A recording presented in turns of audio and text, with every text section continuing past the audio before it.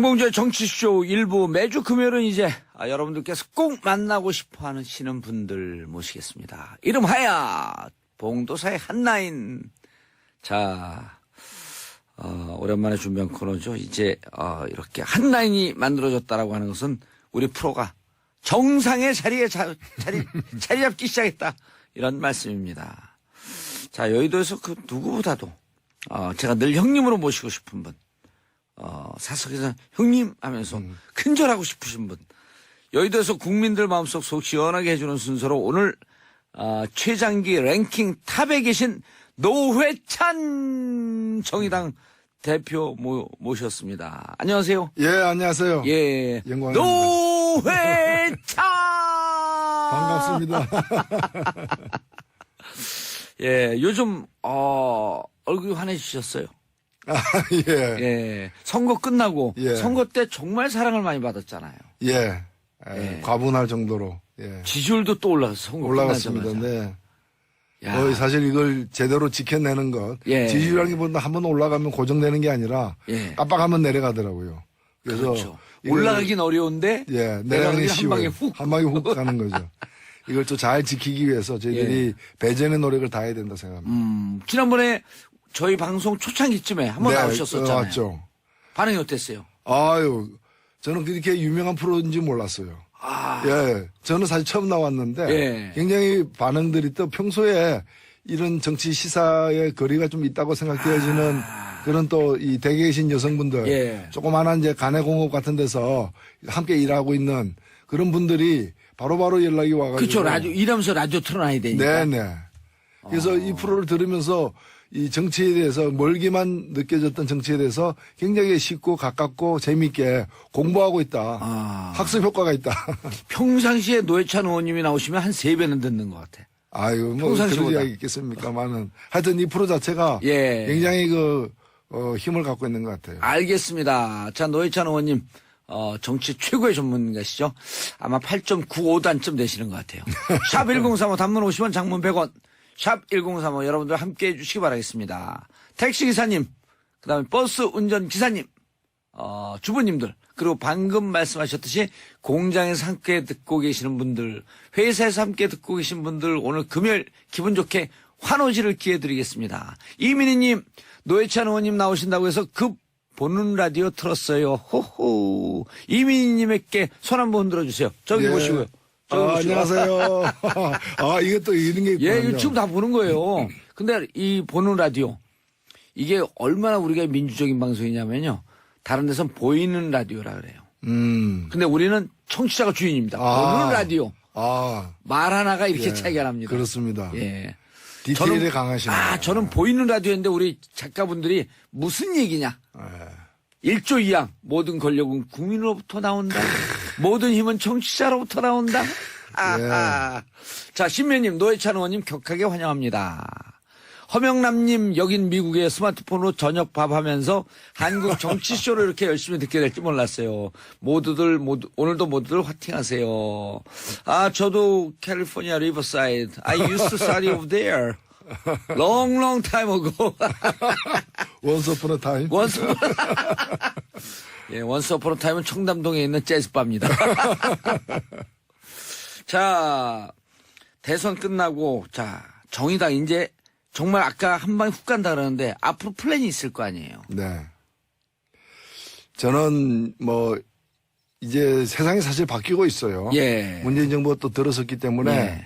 근데 문재인 정부가 혼자서 할 수 있는 일은 굉장히 제약적이에요. 제한되어 있다. 맞습니다. 다른 정부가 들어서도 마찬가지였을 예. 텐데 그런 점에서 저는 문재인 정부가 특히 가고자 하는 그런 이제 이 민생 살리기 그리고 비정상의 정상화 함께 힘을 합칠 수 있는 대목들이 많다고 생각됩니다. 예. 그런 속에서 정의당이 뭔가 이렇게 앞으로 가는 방향을 갖다 견인해 나가는 좀 더 먼저 큰 당들에서 함부로 쉽게 하기 힘든 그런 역할들을 갖다가 정의당이 선도적으로 해내는 그런 효과가 있지 않겠는가 생각합니다. 그러니까 노회찬 대표님 뵈면은 보통 많은 분들이 촌철살인, 비판의 달인, 네. 비판에 능한 분. 그런데 요즘 논평을 내는 거 보면 민주당보다도 더 화끈하게 예. 문재인 대통령 잘한다. 예. 그러면서 문 대통령의 발언도 소개해 주는데 가장 앞장서서 소개해 주고 예. 있고 제가 한 말은 지켜야 한다는 강박관념을 갖고 있는 사람이다. 이런 것도 노회찬 대표님이 예, 소개해 제가 줬잖아요. 그렇습니다. 예. 그걸 갖고 지난 보름 동안 비교하면. 예. 근데 저는 그래서 의외다라는 지적도 많이 받는데요. 예. 제가 보기에 민주당 안에 있는 분들은 오히려 그런 얘기하면 오해받을 수도 있으니까. 그렇죠. 너무 아부성 발언 아니냐 이게. 그렇지. 너무 줄 서는 거 아니냐. 근데 저는 이제 그럴 리가 없는 사람이니까. 예. 오히려 저 같은 사람이 얘기하면 그 객관적인 평가가 될 수 있는 거고요. 그래서 노회찬 대표님 훨씬 더 멋있어 보여요. 그리고 저는 비판할 때 비판하는 것도 없는 걸 비판하는 게 아니듯이 예. 칭찬할 게 있고 그게 또 알려질 필요 있을 때는 반드시 칭찬해야 된다고 봅니다. 그래야지 그게 좀 예. 공정한 것이지. 칭찬 아끼지 마라. 그렇죠. 칭찬은 문재인도 춤추게 한다. 그렇죠. 예. 예. 아니 근데 정말 그걸 보면서 국민들이 훈훈하게 생각을 해요. 어쨌든 더불어민주당과 정의당이 협치할 가장 1차적인 상대라고 하지만 저렇게 화끈하게 칭찬해주는 모습 보고 노회찬 대표가 이거 대인 아니냐. 정말 크게 보인다. 아니 이런 게 SNS상에 돌아요. 그래서 저는 왜 그래 칭찬하느냐라고 저를 문제 삼을 게 아니라 예. 오히려 문재인 대통령에게 왜 그래 칭찬받을 일을 많이 하느냐로 문제 삼아야 맞지. 그런 일 하는데 어떻게. 예. 그리고 사실 우리 국민들이 정상화에 많이 목말라 있었기 때문에 맞습니다. 요즘의 조치들이 가만히 들여다보면 굉장히 상식적이에요. 또 인간적이지만은 워낙에 그동안에 몰상식적이었고 비인간적이었기 때문에 예. 이 가뭄의 단비 같은 거죠. 그런데 그걸 굉장히 즐겨하는 거고 저도 돌아다니다가 사람들 만나면은 보수적인 사람, 예를 들면 박근혜 찍었던 사람들조차도 잘한다 아이가. 요즘에 굉장히 기분 좋다. 또 지역도 그 경남 쪽 아니세요? 그런 사람들 많이 듣거든요. 그래서 저는 잘할 때는 잘한다고 얘기해야 되고 또 특히나 초반기에 이제 개혁의 동력을 갖다가 저는 개혁의 동력은 국민에게서 나오는 것이지 여의도의 어떤 정치 공항에서 나온다고 생각지 않습니다. 그렇기 때문에 여기서 동력을 좀 많이 얻을 필요도 있다고 보는 거죠. 그러니까 많은 분들이 처음에 이런 얘기들도 했었거든요. 처음서부터 개혁에 드라이브를 걸게 되면 저항이 있으면서 또 다시 나뉘어질 위험성이 있으니 조용조용하게 가고 협치를 강조하다가 어느 정도 힘이 있으면 그때 개혁을 해라. 근데 개혁 드라이브를 거는데도 별 거부감이 없이. 예, 그 거부감이 없는 게 뭔가 하면 진짜 많은 사람들이 기다렸던 개혁이었거든요. 그걸 잘 좀 판단하는 것 같아요. 예. 그리고 또 그걸 지혜롭게 제가 볼 때는 어떤 실제로 고려하에 나왔던 일인지 계산 모르겠- 없이. 예. 근데 제가 볼 때는 나름대로 이렇게 여야의 동의를 구하지 않고 할 수 있는 일부터 먼저 예. 그렇게 해야 되거든요. 왜냐면은 이 여야는 굉장히 정치적 타산을 하는 여의도는 그런 부분이기 때문에 옳은 일이라도 그냥 들어주지 않고 다른 거 하나를 끼워가지고 이렇게 거래를 하려고 하는 그런 직업적 습성이 난무하는 거 잘 아시잖아요. 그렇기 때문에 오히려 스스로 먼저 할 수 있는 자신들의 책임으로 대통령 명령으로 먼저 할 수 있는 일을 먼저 하고 그다음에 여야가 반대하기 힘든 몇 가지들 예를 들면 총리 인준이라거나 정부조직법 개정이라거나 또는 추경 예산이라거나 반대하기 힘든 걸 구분해서 하고 근데 그다음부터 이제 장관 이제 청문회라거나 각종 법안 통과시키는 거는 만만치는 않을 거예요. 그래서 저도 이번에 청와대 원내 5당 대표들 초청을 했을 때 가서 그런 얘기를 했어요. 이렇게 어렵게 모였는데 5명의 후보, 5개 당에서 나왔던 5명의 대선 후보들이 공통으로 공약한 것들이 있다. 그걸 노회찬 대표님 제안했잖아요. 제안했습니다. 공통 공약을 먼저 하자. 예. 그러니까 공통 공약은 우리가 이번에 낙선했으니까 우리가 공약한 거지만 당신이 이걸 하는데 나는 반대하겠다. 이러면 안 되잖아요. 그럴 수 없잖아요. 그러니까 공통 공약이 적지도 않고 많고 국민들이 토론회를 많이 본 바람에 다 알고 있다면은 국민에 대한 5당의 약속으로 그걸 갖다 공통으로 추진하자 먼저. 그리고 약간 이견이 있는 것들, 시간이 좀 걸리는 것들은 차츰차츰 논의해 가자. 처음부터 잘 안 되는 거 가지고 싸우기만 하고 할 수 있는 일도 미루면은 이거는 참 국민들에게 면허 반납해야죠. 그래서 그걸 제안했는데 다행히 일단은 그 자리에서는 다 합의가 되어가지고 합의문에도 반영이 되었어요. 그렇다 보면은 지금 이제 우리 국민들이 지난 사실 수개월 동안 얼마나 상처 많이 받았습니까? 예. 촛불 들고 광장에 그 추운 날 나가고 이제 보상을 받을 자격이 있는 거죠. 그 보상을 누가 해줄 거냐? 정치권이 해줘야죠. 예. 그래서 정치권도 달라져야 된다. 이걸 이제 당신들이 당선됐으니까 집권에서 당신들 한번 잘 해봐. 지켜보겠어. 라고 팔짱 끼고 있어서만 안 된다는 거죠. 예. 제가 민원 하나 넣어도 될까요? 네. 공통 공약을 먼저 하자 그랬잖아요. 네네. 그러니까 한 발 더 나가서. 네. 어차피 그건 이제 카피라이트. 저작권은 노회찬 대표님한테 있는 네네. 거거든요. 예. 대통령이 받았어요. 대통령이 잘해도 동시에 노회찬 대표님도 박수 받을 수 있는 그 시간을 한 건데. 예. 그래서 말이 나온 김에 네. 공통 공약 이행 추진단을 만드는 거예요. 예. 각 당 의원들 2명씩 해갖고 그럼 위원회가 10명 모여지잖아요. 예. 거기서 리스트업을 쫙 하는 게 버킷리스트처럼. 네.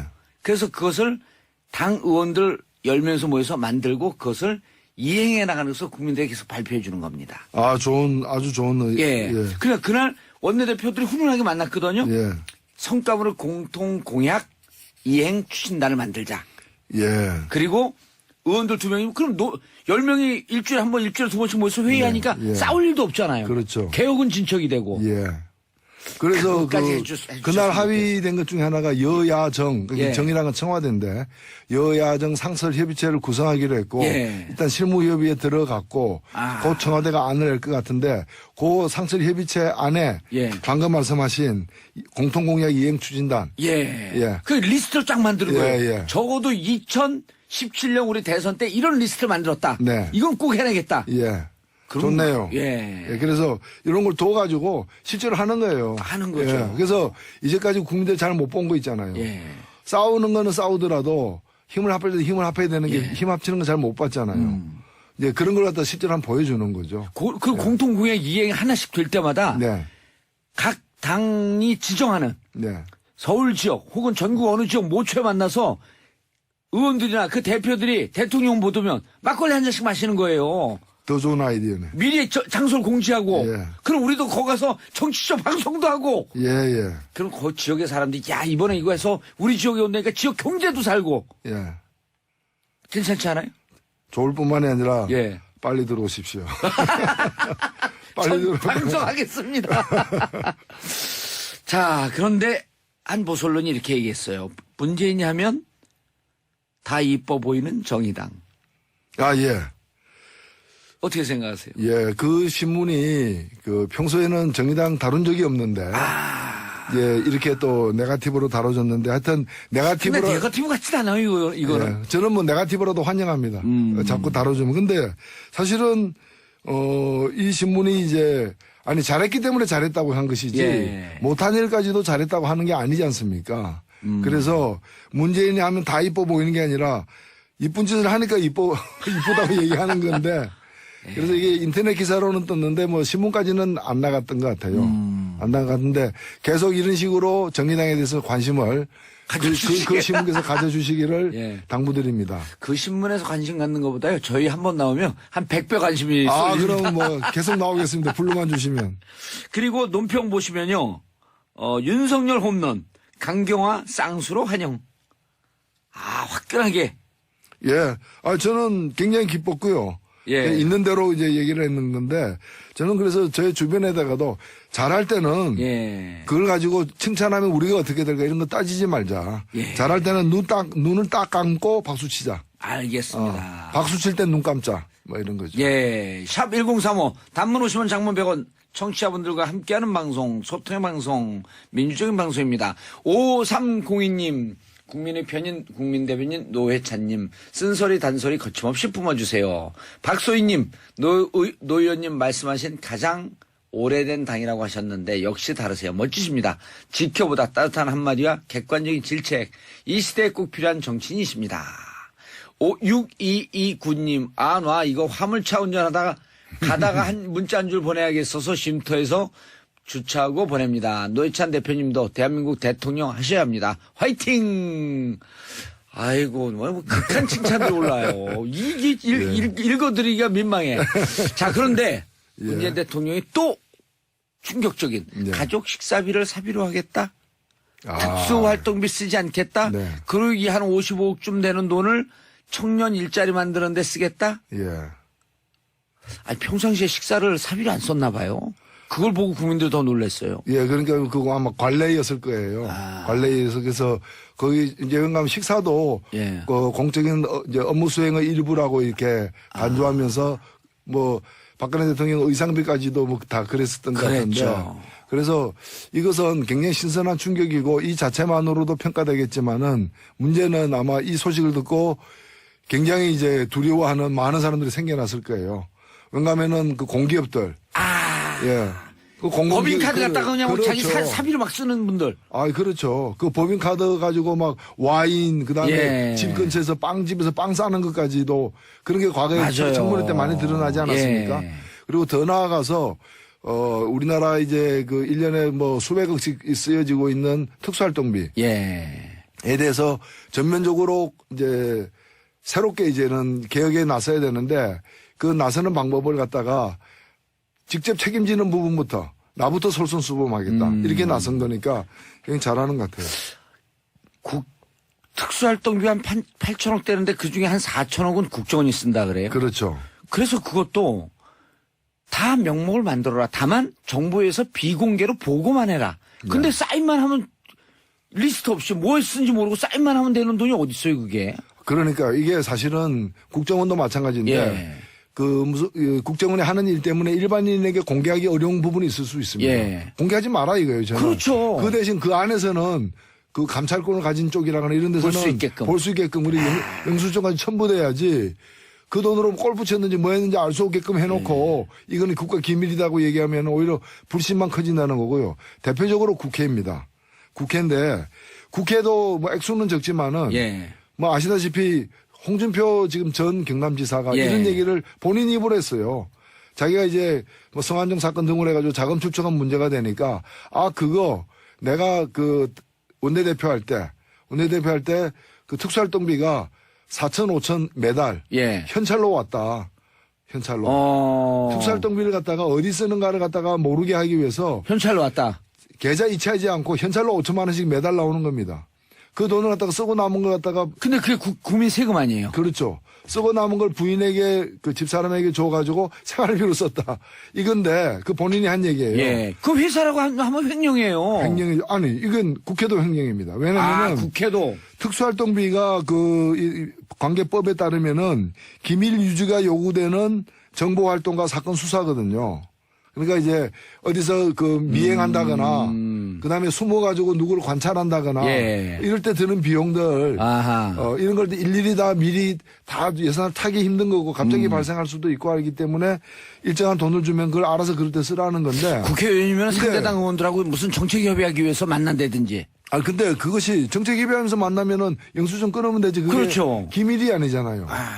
기밀이 요구되는 무슨 사건 수사도 아니잖아요. 그러니까 예. 국회는 기본적으로 특수활동비가 필요 없고 저는 교수단체 대표가 5천만 원 쓰는 거 쓸 수도 있다고 봅니다. 합당한 근거가 있다면 돈 액수가 문제라기보다는 그걸 갖다가 왜 영수증 처리를 안 하게끔 해주느냐. 그러니까 이거 남은 돈은 반납해야 되지 않습니까? 예. 돈 쓰다 남으면 반납해야 되는데 그걸 가지고 부인에게 생활비로 쓰라고 했다. 그럼 원내대표 책상 자기 그만둘 때 그 책상 들고 집으로 갑니까? 아니잖아요. 예. 그건 다 반납해야 되잖아요. 그럼요. 그래서 이거 반납하지 않으면 횡령이거든. 남은 돈은 반납을 해서 또 다른 당의 다른 활동으로 쓸 예. 수 있게끔. 그러니까 홍준표 지사가 지금 빨리 귀국해가지고 예. 본인 입으로 실토했던 특수활동비 중에 집에 갖고 가서 쓴 돈. 예. 그거 다 내역이 얼마인가를 밝히고 그 국회에다 반납해야 되고 반납하지 않는다면은 국회 사무처에서 예. 환수 조치를 해야 되고 고발해야 돼요. 횡령으로 고발해야 되는 거예요. 그리고 그분이 성한종 리스트 때문에 아직 대법 재판이 남아 있어요. 재판 중에 있는 거죠. 재판 중에 있어요. 그렇죠. 예. 아니 그런데 54억 절약한다 그래요? 그리고 오늘 그 노회찬 의원님 말씀 들어보니까 전국의 공공기관 우리 그 대표들 네. 혹은 이사들 예. 이런 특수활동비 받는 분들 양심 선언이 줄 이어질 것이라고 기대합니다. 그렇죠. 그럼 그 돈 모아서 청년 일자리 일단 한두 개라도 만들기 시작하는 거예요. 그럼요. 그걸 뭐 수천억 들여갖고 완샷으로 한 방에 많이 만들려고 그런 게 아니라 차근차근 이렇게 만들어가면 그냥 물꼬가 트이는 거 아닙니까? 그렇습니다. 예. 그래서 뭐 그런 거 가지고 또 최저임금도 올릴 수 있고 다 할 수 있는 거죠. 알겠습니다. 아우, 시간이 너무 아까워요. 오늘 정의당 대표 노회찬 의원님 만나 뵀습니다. 오늘은 무슨 얘기를 하기로 했나요? 오늘은 그 김영란법에 관련해서 예. 근데 멀쩡하게 김영란법 얘기를 왜 하죠? 예, 어제 이제 이 인사청문회에서 예. 이낙연 총리 후보자가 이제 그 김영란법 재개정에 대해서 검토를 앞당기겠다 이렇게 재검토 시기를 앞당기겠다. 예, 그렇게 발언을 하셔서 예. 손 변호사님. 네. 이게 저도 이낙연 총리 청문회 하는 거 보고 몇 가지 결함은 있지만 네네. 이게 총리직을 수행할 정도의 문제는 아니다. 그렇죠. 뭐 몇 가지 의혹은 있지만 결함이 아니라 의혹은 있지만 그런데 네. 저는 개인적으로 김영란법 얘기하는데 이거 솔직히 기분이 조금 안 좋았거든요. 네. 어떻게 생각하세요? 지금 이낙연 총리 후보자가 이 총리 후보자로서 발언하기 이전에 예. 이제 전직이 이제 전남지사잖아요. 예. 전남지사직에 있으면서 이 김영란법이 제정돼서 시행되기 직전에도 여러 가지 의견을 표명했고요. 또 시행된 후에도 의견을 표명한 적이 있습니다. 이게 전남지사라는 어떤 그 공직의 특수성이 좀 반영된 것 같은데요. 왜냐하면 다른 도시 지역의 광역단체장보다 신경 쓸 게 많습니다. 바로 농업, 어업 관련해서인데요. 예. 전남 지역에 아무래도 농업과 어업, 축산업에 종사하시는 분들이 상대적으로 많이 계시잖아요.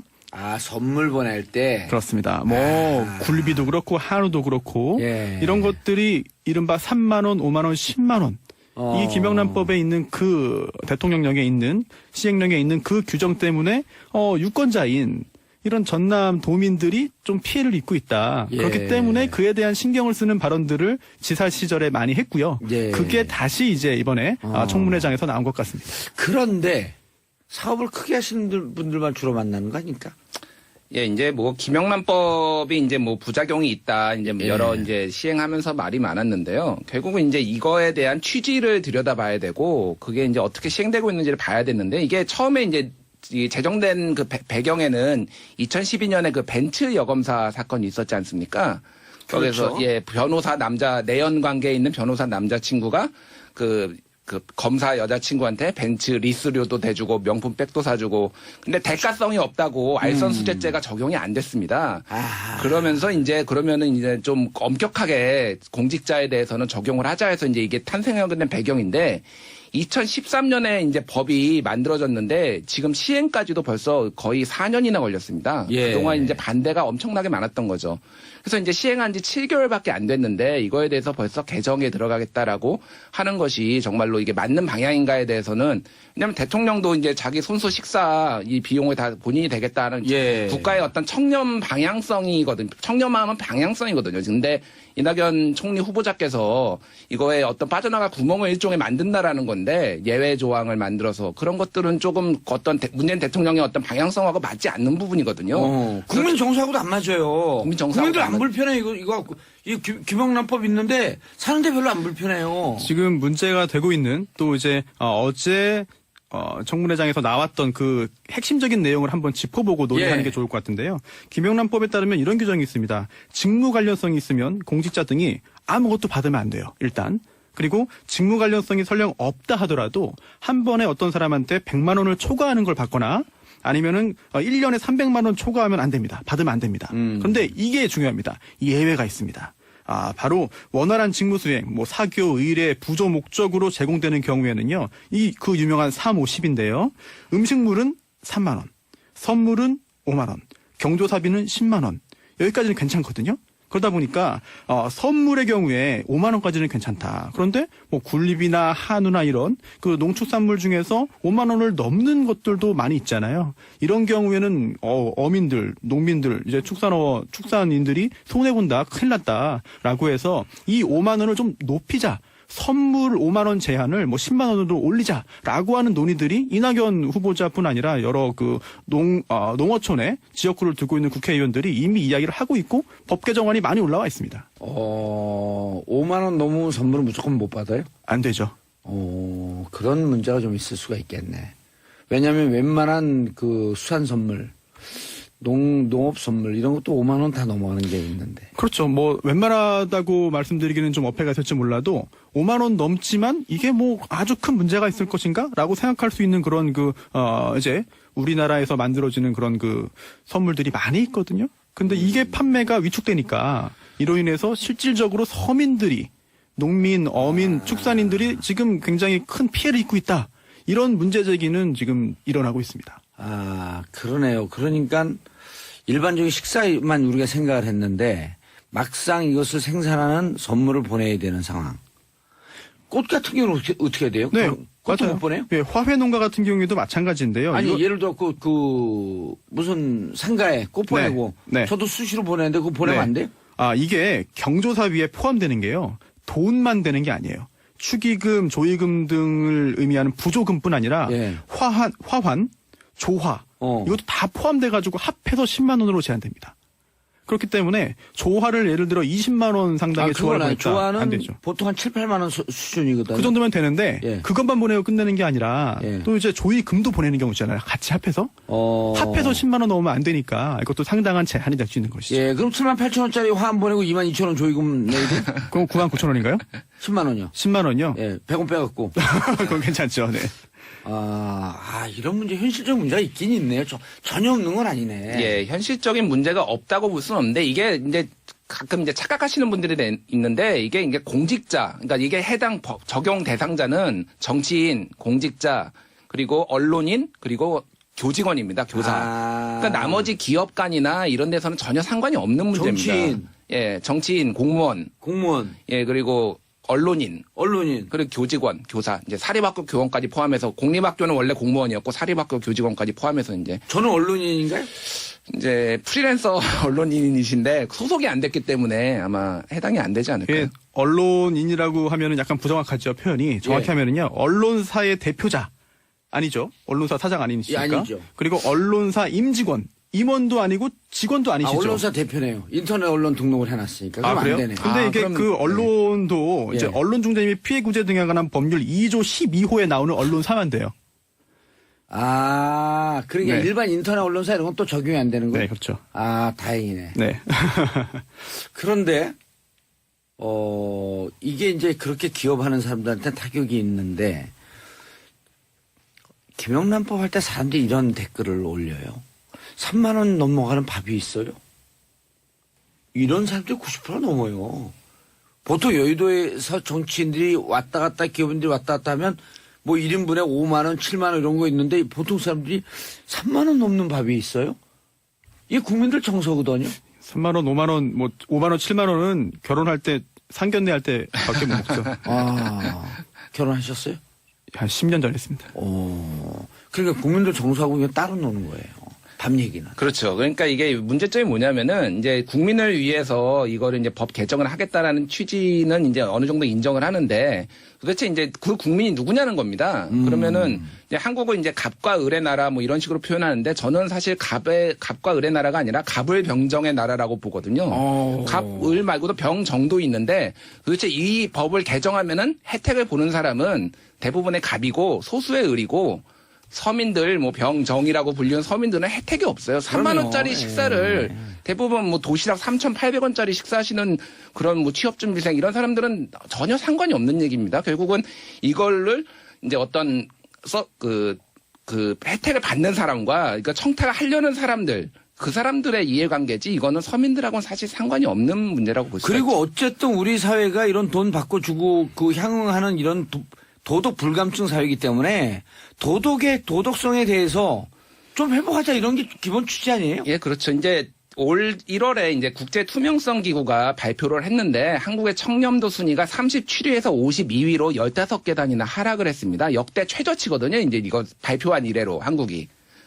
그래서 이제 이 문제는 뭐냐면 한국이 OECD 국가 중에서 뒤에서 6번째예요. 그만큼 문제가 그러니까 한국 사회 투명하지 않다라는 거고 국가 경쟁력 자체가 하락해 있다는 겁니다. 이런 문제로 인해서. 그래서 이런 것들을 올려보자는 취지인데 그런 거를 이제 빠져나갈 구멍을 계속 만드는 거는 국가 경쟁력 총리라면 이제 국가 경쟁력도 고려를 해야 되거든요. 그렇죠. 자, 여러분들의 문자 받습니다. 샵 1035 단문 50원 장문 100원. 문자 왔다 사라졌다 계속 그렇습니다. 자, 질문 있습니다. 3785님. 너무 궁금해서 여쭤봅니다. 지인이 사립고등학교 현직 교사인데 그 아들이 결혼을 한답니다. 축의금은 얼마까지 가능한가요? 10만 원이요? 축의금은 10만 원이죠. 예, 예. 10만 원까지는 가능합니다. 다만 예. 아까 말씀드린 대로 다 합해서 10만 원이니까 넘지 않으시면 좋겠고요. 그리고 고등학교 현직 교사하면은 이제 사립학교라고 하더라도 예. 일단 여기에 김영란법에서 규정하는 공직자 등에 해당이 됩니다. 예. 자, 8218님. 여기는 안산에서 근무하는 버스 승무원입니다. 요즘 저희 이쁜 둘째 며느리 임신 중이라 우울하고 힘들어하는데 힘내라고 봉도사님 기운 좀 넣어주세요. 시아버지가 오셨는데요. 자, 우울증 푸는 제일 좋은 방법 알려드릴게요. 많이 대화해 주세요. 제가 우울증 푸는 전문가입니다. 경우에 따라서는 암도 치료해요. 네. 막 대화하면서 사람들 웃기잖아요? 재밌게 지내잖아요? 그럼 암이 사라지는 거예요. 암이 제일 싫어하는 게 행복한 기분. 그 다음에 맑은 공기. 뭔가 사이비 의학의 느낌이 갑자기. 야매인 것 같죠? 네. 근데 진짜 많이 치료했어요. 우리 동서도 치료했어요, 제가. 아, 그러신가요? 아니, 맨날 웃게 만들면 그거 치료돼요, 진짜로. 아니, 정론을 추구하는 SBS에서 이거 너무. 도사라고 네. 불리는 이유가 있군요, 봉도사. 그럼요. 그리고 과학적으로 검증이 안 됐을 뿐이지 과학이 모르는 세상이 우주에서는요, 99.9%예요. 팩트에 기반하겠습니다. 그럼요. 자, 이게 왜 문자 왔다 사라졌다 그래 계속 정신이 하나도 없네. 자, 문자 같이 보내주시고 샵1035. 그런데 김영란법 이거 그래갖고 근데 총리가 어제 너무 일찍 얘기한 거 아니에요? 아직 인준도 안 됐는데. 예, 뭐 이제 질문이 들어오니까 이렇게 이제 발표를 그러니까 말씀하신 것 같은데 이제 아까 전에도 말씀드렸지만은 전체 이제 대통령 당일날 대통령이 시행된 지도 얼마 안 됐고. 시행된 지도 이제 8개월 정도 됐고요. 이제 대통령은 그날 당일에 참 절묘하게 칫솔도 본인이 사서 쓰겠다 이렇게 말씀을 하시고 식사도 이제 다 이제 투명하게 개인 돈으로 하겠다라고 하는 청렴도를 강화하는 방향으로 이제 가겠다라고 이제 네. 말을 했는데 그거에 대해서 좀 시점도 절묘했죠, 사실은 이게. 예. 절묘했다라고 하는 게 별로 안 좋았다는 안 좋았다는 의미입니다. 왜냐하면은 아까 말씀드렸지만 총리라면은 아까 손 변호사님이 말씀하셨는데 총리라면은 이제 그 도지사 시절에 농민과 어민만 고려하는 게 아니거든요. 예를 들면 농민과 어민의 선물이 늘어나면은 넥타이 만드는 사람, 만년필 만드는 사람 특혜를 주면은 누군가는 손해를 보게 돼 있어요. 이거는 국민의 전체를 봐야죠. 그러니까. 예. 이런 얘기 들어와요. 1176님 지금 차에서 1,800원짜리 김밥 먹는데 3만 원짜리 밥이라? 이런 국민들이 90%가 넘어가요. 그렇죠. 그래서 이런 정서를 예를 들어서 지금 우리 경제가 어려우니까 김영란법 때문에 경제가 안 좋다? 이거 이상한 논리거든요. 이 역대로 그런 논리는 많았죠. 이를테면은 이제 김영삼 정부 때 금융 실명제 하겠다 하니까 그러면 예. 한국 경제 다 죽는다라고 했지만 결국은 잘 됐지 않습니까? 그리고 사회가 그만큼 투명해졌고. 예, 사회가 투명해졌죠. 투명해진 게 경쟁력이 올라가는 거고. 국가 경쟁력이 올라갑니다. 김정민님 중2 초5 아들 녀석 각반 실장인데 반장인 거죠 옛날로 따지면. 영란법 때문에 마음은 편해요. 간식 안 넣어도 되고 체육대 수학여행도 이런저런 거 패스. 없는 시민으로서는 영란법이 조금의 보탬이 되는 듯. 이게 맞아요. 이게 이런 식으로 해가지고 실질적으로 좀 투명해지는 게 있습니다. 왜냐하면 있죠. 이게 김영란법 정식 명칭이 좀 긴데요. 부정청탁 및 금품 등 수수의 금지에 관한 법률이에요. 그래서 첫 번째 김영란 이름은 없네. 네, 없죠. 법 이름은 없는데, 이제 금품을 수수하는 거, 주고받는 걸 금지하는 게 큰 첫 번째 덩어리가 되겠고요. 예. 두 번째가 부정한 청탁을 또 금지하는 겁니다. 그래서 뭐 병원에서 먼저 좀 진료받게 해달라, 뭐 입원실 좀 알아봐달라라고 해서 병원의 뭐 의사 등등 직원들에게 이렇게 여러 가지 부탁을 하는 경우가 그동안 있었잖아요, 관행적으로. 근데 이제는 김영란법 때문에 안 됩니다. 라고 해서 이제 그 대학병원 교직원 같은 경우는 의사 겸 이런 경우에 좀 많이 줄어들었다고 합니다. 예. 이런 걸 보더라도 금전 수수뿐만 아니라 금품 수수뿐만 아니라 이런 부정한 청탁도 줄어드는 효과는 분명히 있는 것 같아요. 아니 근데 이런 견해도 있어요. 윤여진님 기본 취지와는 다르게 처음 시행 후 선물 세트, 꽃 관련 소상공인은 타격이 많습니다. 명절 특수도 없어진 지 오래 유유 수정할 사항이 있습니다. 그런데 수정할 사항이 있는데 어떻게 보세요? 뭐 이제 좀 시행을 하면서 예. 우리 사회가 좀 부정 청탁이나 이런 거에 대해서 이제는 굳이 법이 없어도 잘 되겠다? 요쯤까지 간 다음에 좀 손을 봐야 되는 거 아닌가요? 그러니까 김영란법의 취지는 어쨌든 뭐 이 부당한 청탁을 받는 거를 처벌하겠다라는 것도 있지만은 계도의 목적도 있거든요. 예. 너무 만연하게 선물을 주고받는 거를 관행적으로 당연하게 생각하는 문화를 이제 좀 없애보자라고 해서 뭐 이제 개인적인 얘기인데요. 제가 이제 미국에서 한 몇 년 공부를 했는데 네. 지도교수랑 밥을 한 번도 안 먹었어요. 같이. 뭐 술은 말할 것도 없고요. 그러니까 그냥 별로 그게 상관이 없는 거예요. 당연한 거고 일할 때만 커피 우리 한 잔 먹고 교수님한테 술 한 잔 대접해야 되고 선물도 좀 줘야 되고 이제 사무실에서 약간 노예처럼 일하는 경우도 많죠. 이제 교수가 막 열정 페이를 요구하는 경우도 있고. 그러니까 이제 뭐 미국을 찬양하고 그런 게 아니라 이제 좀 그렇게 찬양하는 거로 보여요. 아 그런가요? 저는 반미주의자는 아니지만 미국 비판주의자입니다. 예, 어쨌든 네, 좀 그런 식으로 가자는 거죠. 그러니까. 예. 굳이 선물이 오고 가지 않아도 정상적인 관계. 그렇게 되면 사람도 좀 더 객관적이 되지 않을까요?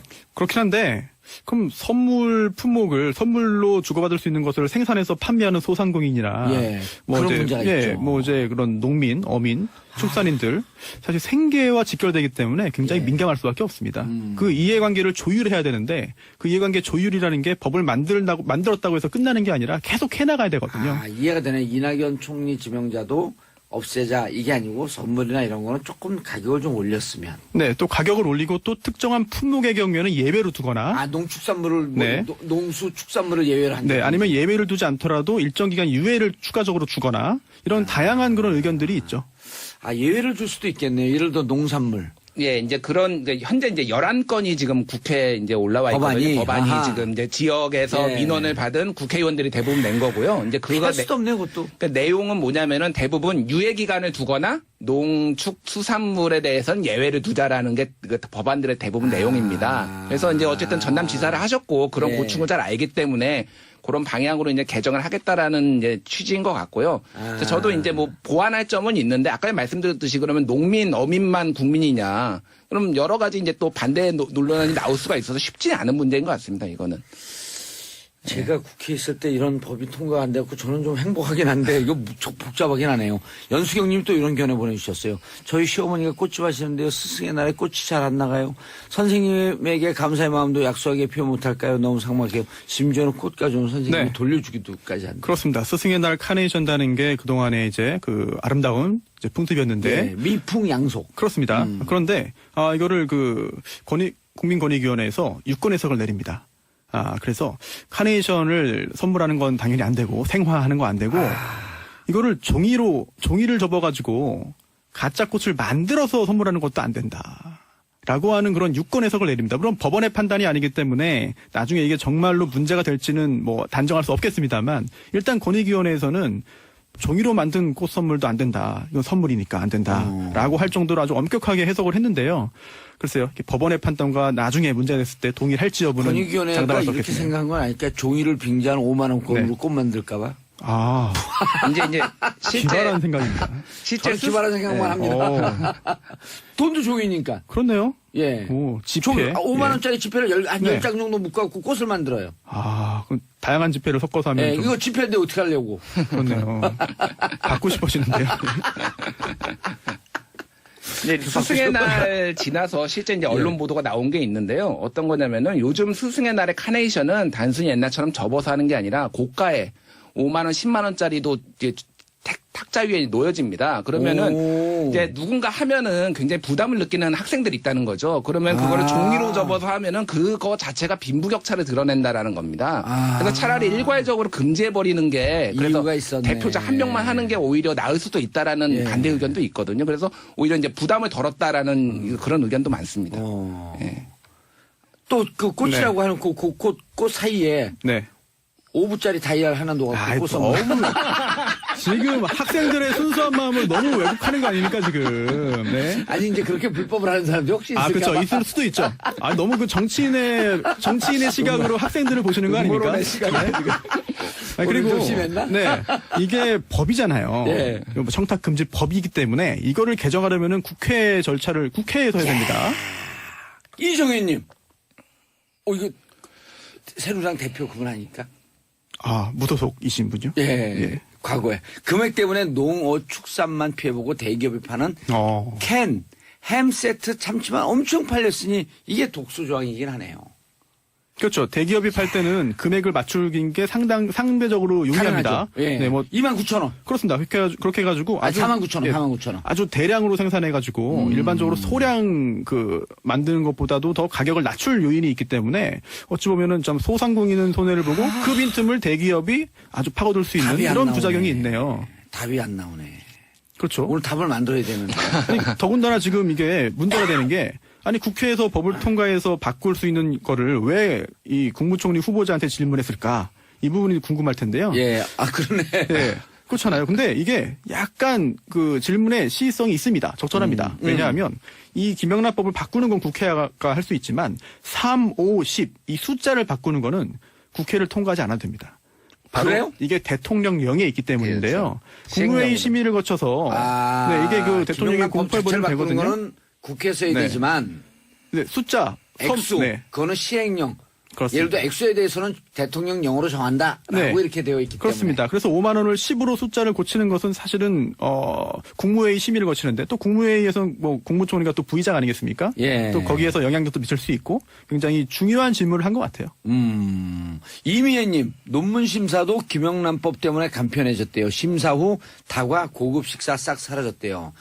논문 심사도 저처럼 하면 돼요. 저는 논문을 내고요. 심사 받으러 오라 할 때까지 안 가요. 제발 받으러 오라고 부탁을 할 때까지 안 가요. 근데 이게 평범한 그 대학원생 같은 경우에는 이게 안 통해요. 그렇죠. 그럼요. 학생이 예. 갑질을 한 것 같은데요. 그렇죠. 뭐 시간 하면은 제가 바쁠 때 다시 연락 주세요. 바쁘니까 다시 연락 주세요. 그리고 또 하나가 이거 관련해서 중요한 게 그럼 지금 이게 잘 지켜지고 있냐?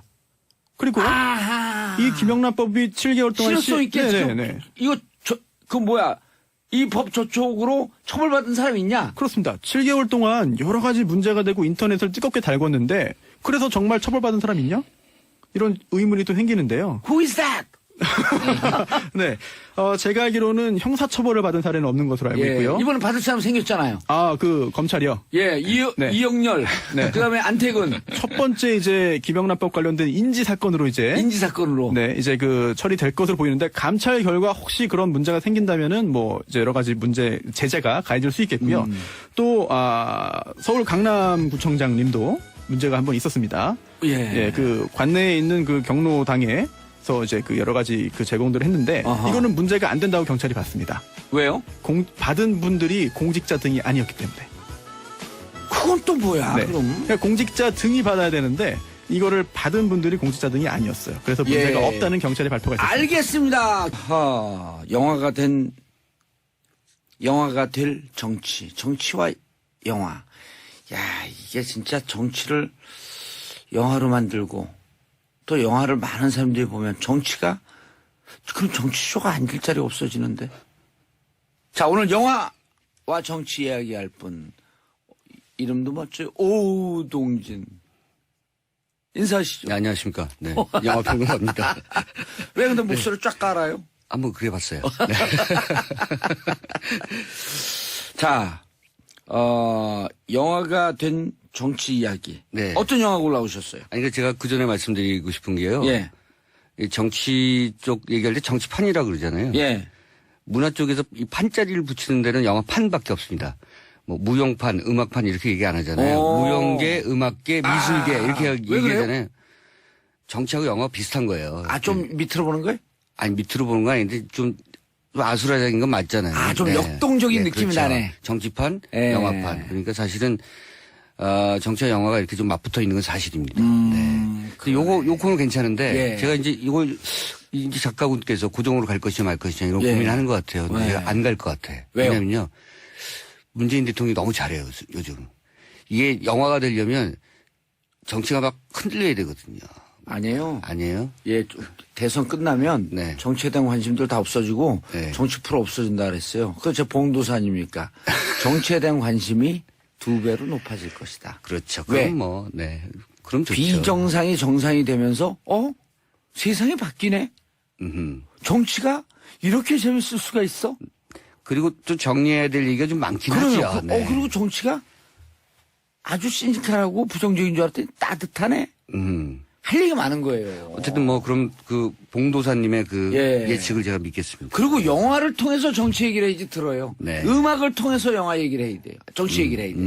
안 그러면 안 됐습니다. 네. 자, 정치는 헌법 1조 2항 모든 권력은 국민으로부터 나온다. 여기서 말하는 권력이라고 하는 것은 플라톤이 말했던 이렇게 정치 들어가면요. 채널 돌려요.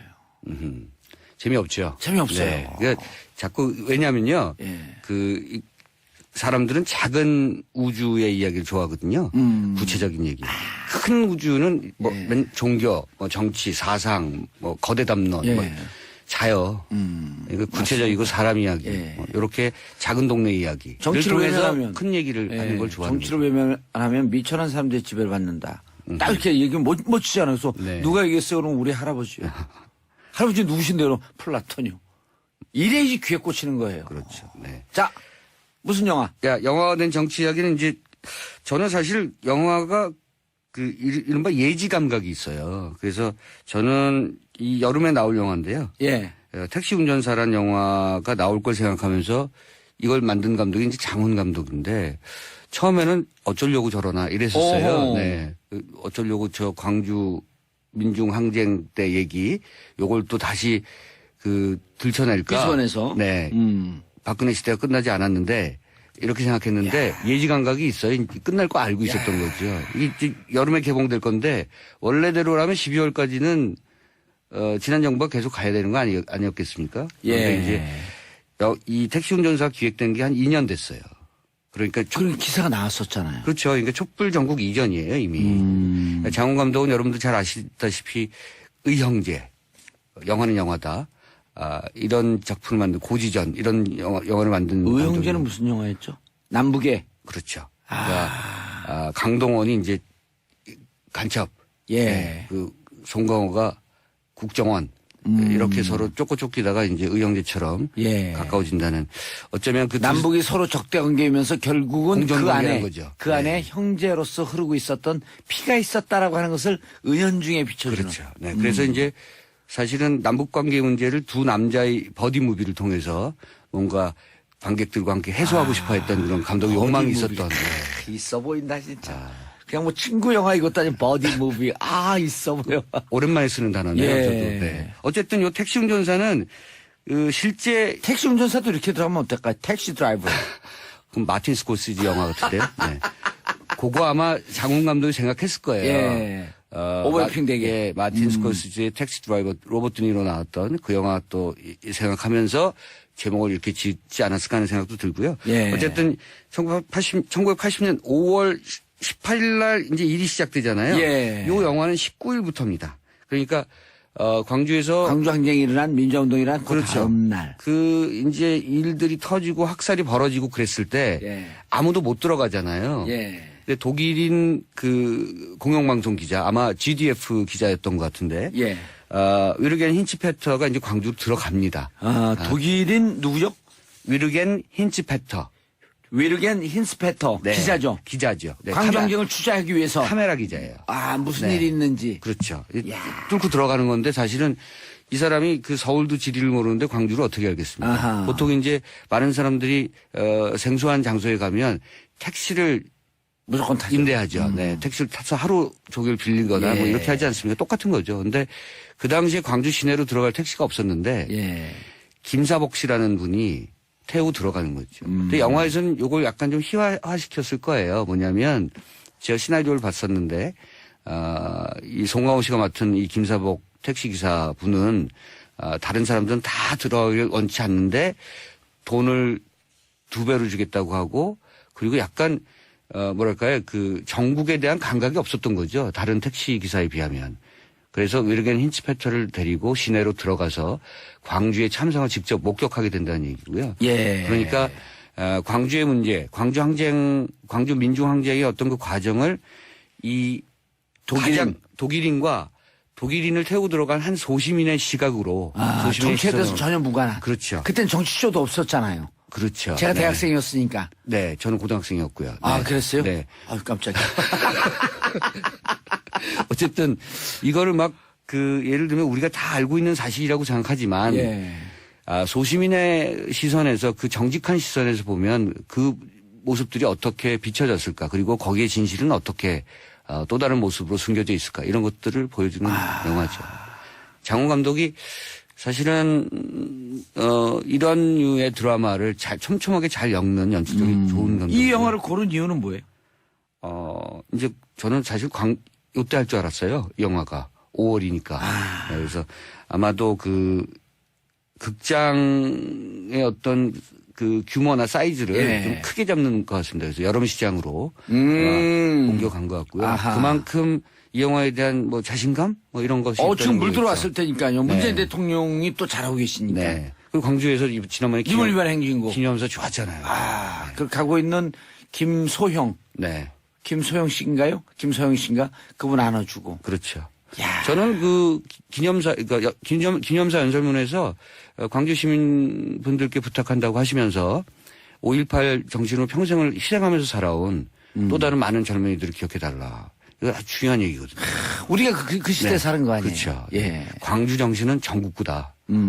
전 국민의 것이다. 이런 그렇죠. 것들 얘기한 거니까 이 영화도 아마 그런 점들 그리고 광주 민중항쟁이 뭐 지식인이나 뭐 이런 등등의 어떤 일군의 어떤 그룹에 의해서 이렇게 주도된 것이 아니라 택시 기사님 같은 소시민들. 소시민들이 중심이 돼서 예. 진정으로 민중의 항쟁이었다는 것을 우회적으로 좀 보여주려고 했던 영화 아닌가 이렇게 생각합니다. 저는 문재인 대통령 하시는 거 보면서 이제 2주일밖에 안 됐지만 내가 다시 굳이 정치를 안 해도 되겠구나. 왜?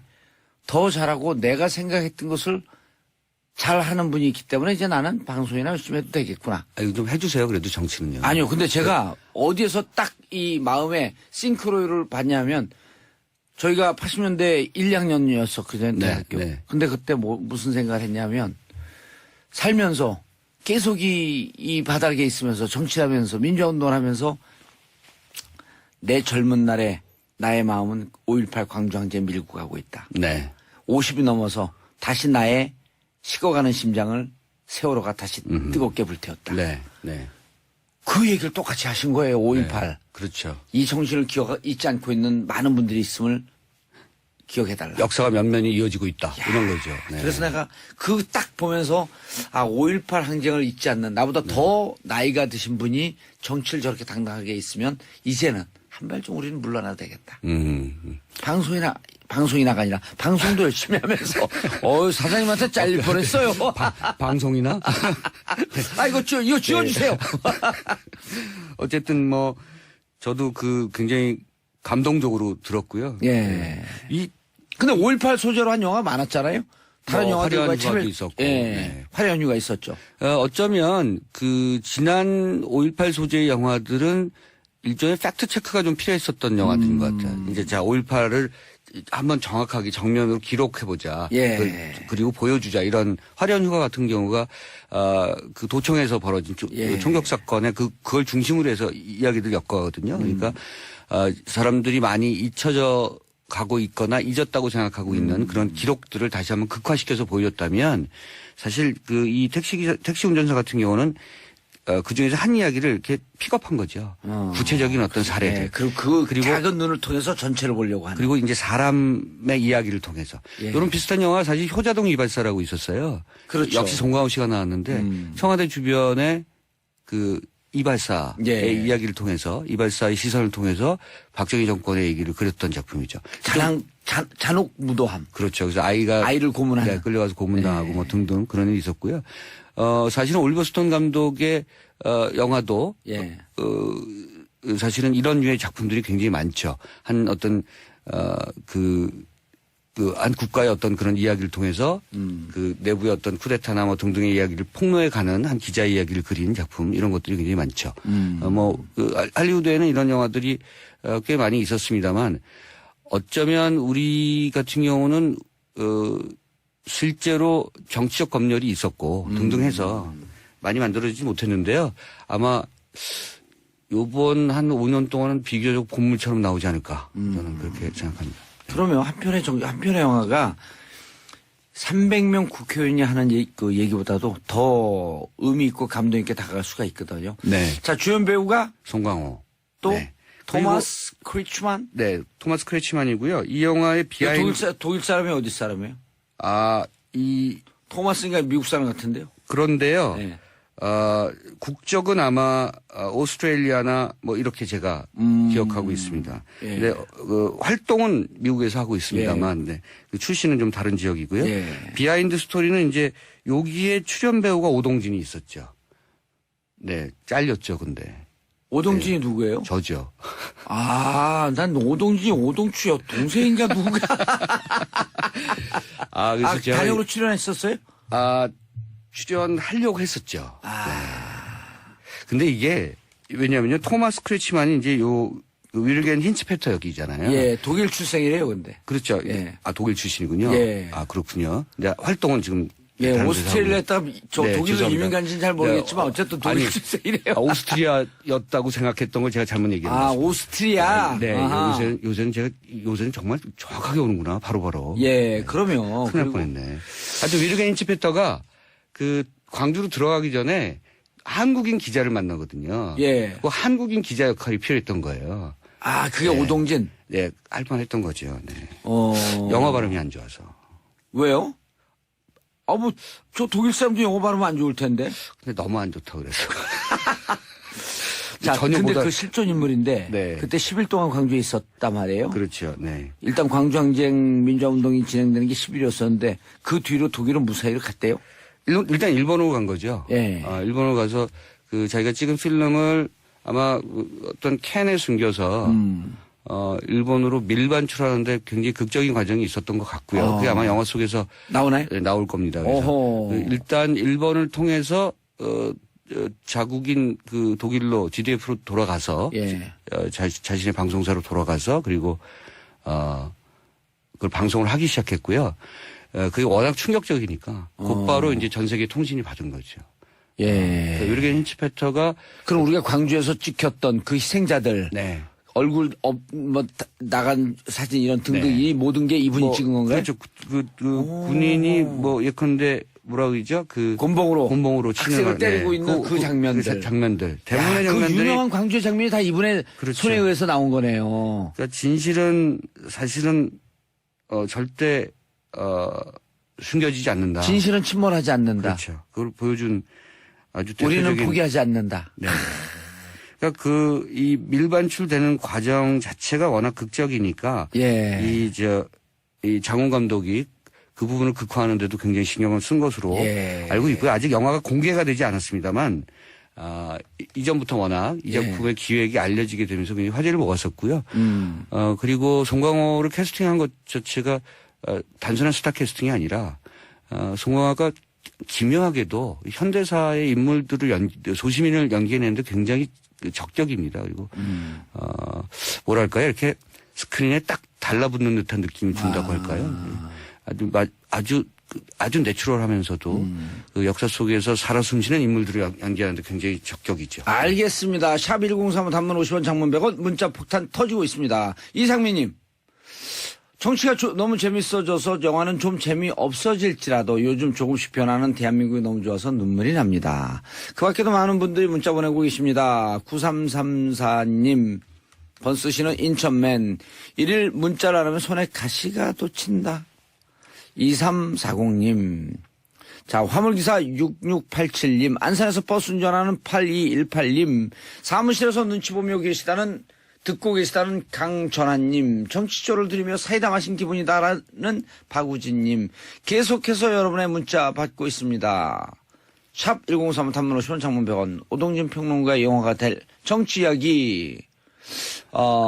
이거 이제 말씀을 좀 나눠볼 건데요. 이 영화 만들면 뜬다, 안 뜬다. 계속해서 문자 보내주시기 바라겠습니다. 앞으로 영화가 될 정치. 네. 이런 영화 만들겠다. 네. 아까 제가 예. 올리버 스톤 얘기하면서 제목을 제가 말씀드리지 못한 것 같아서 살바도르라는 영화 기억하십니까? 예, 기억나요. 엘살바도르의 그 참상을 예. 한 기자가 또 역시 예, 윌겐 맞습니다. 힌츠페터처럼 예. 찍어서 미국으로 가져오는 얘기죠. 그 제임스 우즈가 맡았던 그런 역할이고요. 살바도르라는 영화도 기억해 두시면 좋을 것 같습니다. 살바도르라고 하는 영화. 자, 두 번째 이제 영화가 될 정치 이야기. 이건 네. 내가 꼭 영화로 만들고 싶다. 제가 요즘 그런 생각했어요. 그 구중궁궐 얘기. 구중궁궐. 네. 그걸 꼭 그 블루하우스 청와대 예. 이렇게 꼭 명시하지 않더라도 이 구중궁궐에 그 거대한 저택에 사는 한 여자가 있고 그리고 이상한 표정이 늘 음산한 집사가 있는 거죠. 예. 남자 집사가 있고 조리사가 한 명 있습니다. 예. 굉장히 그 거대한 저택이지만 그 사는 사람들은 적고요. 그리고 이 저택이 뭔가 기묘한 분위기에 항상 휩싸여 있는 거죠. 예. 공포 영화예요. 아, 이번에 Get Out도 비슷한 분위기죠. 그렇죠. 예. Get Out은 어쨌든 쫓기는 거죠. 예. 그 백인들에게. 이 거대한 저택 안에서 뭔가 이상한 일이 벌어지는데 유령이 뭐 출몰한다든가 예. 귀신을 자꾸 본다든가 환영을 보는 거죠. 이 여인이. 어떤 노인의 환영을 자꾸 봐요. 그 노인과 관련된. 노인은 최 씨 집안에서 내려오던 그 노인. 네, 가문에 뭐 그런 전력이 있거나 뭐 이력이 있는. 최면술에 능한. 그렇죠. 꼭 최 씨라고 꼭 할 필요는 없다고 아니, 생각해요. 왜냐면 최면술에 능하니까 최 씨죠. 너무 영화가 직접적이다. 요걸 공포 영화로 만들면 예. 그리고 그 안에 거울방이 있는 거예요. 그래서 거울만 들어가면 거울방에 들어가서 계속 환영을 보는 거죠. 그래서 어쨌든 제목은 거울방. 예. 제가 이 이야기를 하는데 우리 작가께서 제목을 바로 붙여줬어요. 거울방이라고. 거울방. 네. 아니 그런데 거울방에 슬그머니 누가 친척이 찾아와요. 네. 오촌 동생이 찾아와. 손잡고 거울방으로 쏙 들어가면 그 오촌 동생은 쥐죽은 듯이 사라져. 방에서. 예. 아, 그러네. 어. 2명이나. 예, 2명이나. 자주 사라져 계속. 네.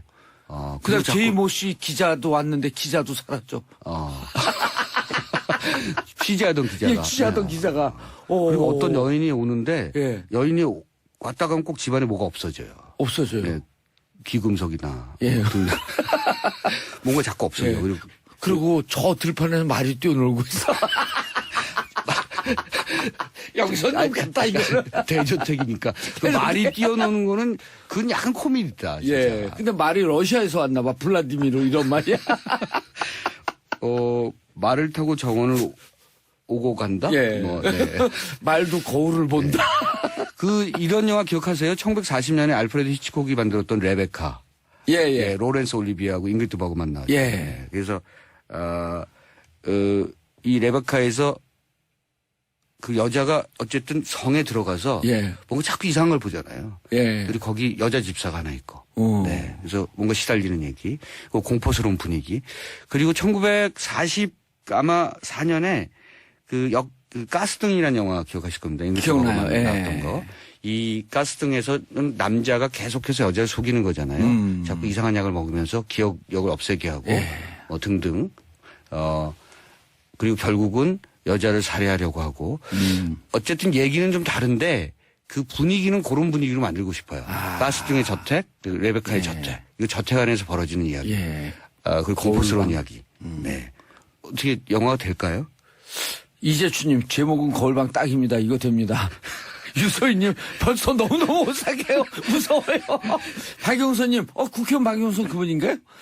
그 거울방 대박 날 때 저 김도일님 이 영화 1,000만 이상 보게 될 거라고 확신합니다. 그 영화에 요리사도 나온다면서요. 요리사는? 요리사. 네. 요리사는 무슨 역할이죠? 요리사가 이제 그것을 모두 다 이제 목격하는 거죠. 네. 한 사람 목격을 해야 되잖아요. 예. 아까 말씀드린 그 레베카에서는 조안 폰테인입니다. 네, 가스등에서 잉그리드 버그만이고. 예. 요새는 팩트 체크 바로바로 되기 바로 때문에 들어가니까. 바로 수정해야 아니 됩니다. 요리사가 네. 음식이 맛이 없어요. 그러면 유리를 갈아갖고 거울을 갈아서 거기다 놓아요. 요리에다가 밥 먹다가 혀가 찔려서 피가 쪼르르. 너무 직접적으로 자꾸 이건 분위기로 가야 되거든요. 분위기로 네. 그렇죠. 이거 음산한 분위기. 음악도 징. 그렇죠. 징. 뭐 예컨대 직접 그 칼로 찌르는 장면이라든가 예. 뭐 이런 장면 필요 없어요. 예. 거울 뒤에서 예. 거울방 밖에서 누군가가 거울방을 지켜보고 있거나 예. 거울방에 계속 뭔가 환영의 어떤 그런 이상한 그 영상을 작동시키고 예. 있거나 저는 등등. 괭한 눈으로 정치쇼를 방송을 계속하고 있고. 봉도사가 거기를 찾아갔다 사라져요. 사라져요. 네. 사라졌는데 홍성교도소가 있어. 자꾸 이 영화 공포에서 자꾸 공포 코미디. 호러 코미디. 호러 코미디. 그것도 괜찮아요. 네. 뭐 매번 무서울 그렇죠. 이유는 없잖아요. 아니, 중간중간에 웃음 좀 웃는 줘야죠. 사람은 다 사라져. 그리고 사실은 웃긴 얘기였잖아요. 웃긴 얘기야. 말도 안 되는 얘기였기 때문에 이걸 너무 진지한 공포로 가는 것보다 호러 코미디 그거 괜찮네. 그러니까 말 타고. 영화가요. 우리 청취자 여러분들도 생각하시면 좋겠습니다만 영화가 이렇게 개발됩니다. 예. 그 얘기하다가 아니 호무맹랑한 상세 예, 써야 예, 되죠. 예, 그렇죠. 그다음에 보통 말에는 백미러가 없잖아요. 근데 네. 말 귀에다가 백미러를 달아놓고 뒤를 막 보면서 달려. 그건 좀 심하다. 제가 내가 예전에 얘기해도 너무 웃긴다. 우리 심영래 씨가요. 예. 이 저녁을 저랑 먹다 그 얘기를 했었거든요. 예, 그런데 이제 끝날 시간이 다 아이고, 이거 재밌는 얘기인데. 다음 시간에 다음 시간에. 자 오동진 영화 평론가 모시고 영화 얘기 끝냅니다.